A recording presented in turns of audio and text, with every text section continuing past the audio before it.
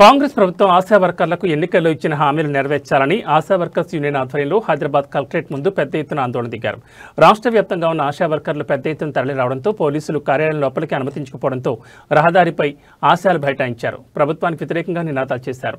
ఈ సందర్భంగా సిఐటియు రాష్ట్ర అధ్యక్షుడు వెంకటేష్ మాట్లాడుతూ ఆశాలకు ఫిక్స్డ్ వేతనం 18,000 ఇవ్వాలని, 15 రోజుల సమ్మె హామీలు, కాంగ్రెస్ ప్రభుత్వం మేనిఫెస్టోలో పొందుపరిచిన హామీలను అమలు చేయాలని ఆశా వర్కర్లు డిమాండ్ చేశారు. లక్షల జీతాలు ఉన్న ఉద్యోగులకు జీతాలు ఇవ్వడానికి నిధులు ఉన్నాయి కానీ 9,000 జీతం ఉన్న ఆశాల జీతాలకు ఇవ్వడానికి రాష్ట్ర ప్రభుత్వం వద్ద నిధులు లేవా అని మండిపడ్డారు.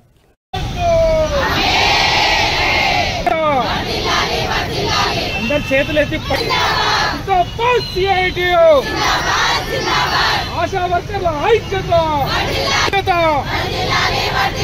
ఆశా వర్కర్లపై పరిపాలన,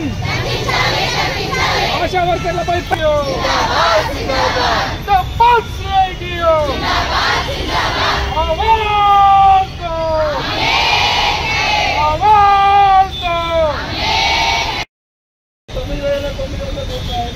మీరు ఎందుకు వేస్తున్నారు అని చెప్పేసి ఈ కమిషనరు కొత్తగా వచ్చిన మహిళ కదా, ఆ మహిళ మన మహిళల బాధలు కూడా అర్థం చేసుకుంటుందేమో అని అంటే ఇప్పుడు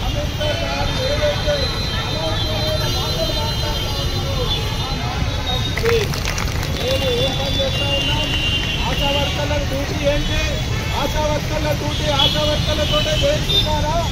ఆశా వర్కర్లంటే ఏదైతే జాబ్ చేస్తుందో ఈరోజు ఎక్కడ ఏ ప్రభుత్వ ఉద్యోగి